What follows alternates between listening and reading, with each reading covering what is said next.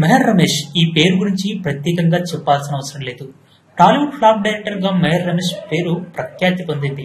ఈ దర్శకుడు మొదట కన్నడ ఇండస్ట్రీలో పునీత్ రాజ్ కుమార్ తో 2 సినిమాలు చేసి మంచి హిట్లు కొట్టాడు.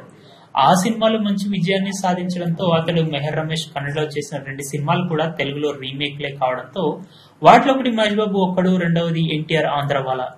2008లో జూనియర్ ఎన్టీఆర్ హీరోగా కంత్రితో మెహర్ రమేష్ టాలీవుడ్ ఇండస్ట్రీకి దర్శకుడిగా ఎంట్రీ ఇచ్చాడు.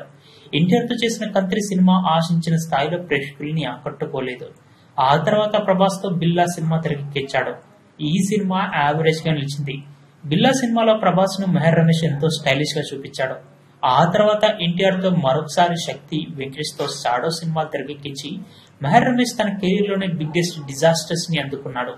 షాడో సినిమా తర్వాత కొంతకాలం సినిమాలకు దూరంగా ఉన్న మెహర్ రమేష్ రీసెంట్ గా మెగాస్టార్ చిరంజీవితో బోలా శంకర్ సినిమా తెరకెక్కించాడు.